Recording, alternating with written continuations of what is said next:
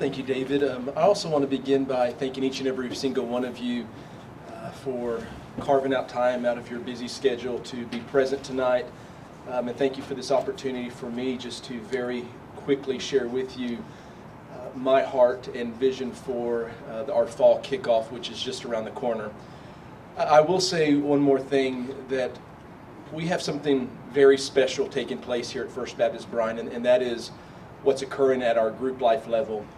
You obviously know that GroupLife is part of our vision of how we want to move people through a strategic process of discipleship, from worship, feeding them into the GroupLife level where there's authentic biblical teaching, there's accountability even within GroupLife, but there's also in-reach and outreach and mission work taking place as well.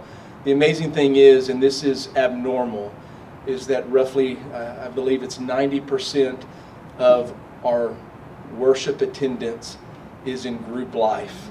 Folks, this does not happen very often. Typically, it's anywhere from about 60 to 70%. I think that's part of the reason this is a strong and healthy church, because what takes place at this GroupLife level, and you are a critical, vital part of that. Well, last year, about a month before our August kickoff Sunday, I had a wild idea. And that was, what if in the middle of COVID, when we honestly were dispersed, there has never been a time where, as a senior pastor, a word that I would say would characterize the Church of Jesus Christ was scattered. We were scattered. We felt scattered. We were separated from one another. But as we begin to see people feel comfortable returning, about a month before Kickoff Sunday, I had a wild idea. What if we could all come together and get on the same page and provide a study, a resource, a devotional, a curriculum from an individual level to a group life level, all the way to our worship services that complemented one another, and my sermon series would build and feed off of each topic for that week. And so I called David Booth. I met with the executive team and the ministerial staff, and I said, David, what do you think about this idea? And he said, I think it's going to be hard. And I said, can we do it? He said, I think that's going to be hard. I said, David, do you think we can do it? And he said, we can do it. And we did it. It was last minute. I do apologize for that. I think we learned quite a bit from that entire process. I think that it was extremely beneficial for our congregation. And here are just a few reasons why I think that it was a success. Number one, anytime we as a church can come together and be on the same page, I think it has positive and pays positive dividends. It will be a positive experience. Were there bumps along the way? You betcha there was. Were there wrinkles that need to be ironed out that hopefully this go around with this far of an advance notice will be ironed out? There will be, and it will be much smoother. But anytime the Church of Jesus can come together in unity and study the Scriptures together and apply the Scriptures together, I think it's always a positive, beneficial experience. And I think that we saw that. I also think that it was a great on-ramp for people that would come to worship. We really were intentional in inviting people who weren't a part of a group life class to use this as an opportunity, as an on-ramp to get involved and participate and start attending a group life class. And many classes experienced growth from that.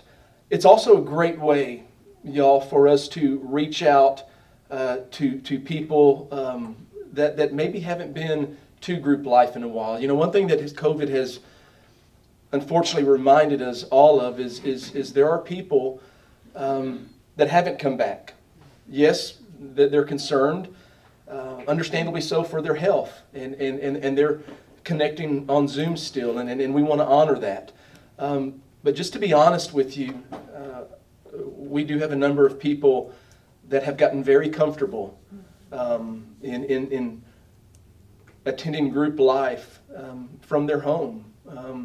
And I think one thing that has happened over the course of this year is, not all, but some of us have developed some really bad spiritual habits. And so this is an opportunity for us, I think, to take the initiative and for us to be proactive and to be very intentional in our in-reach and outreach efforts.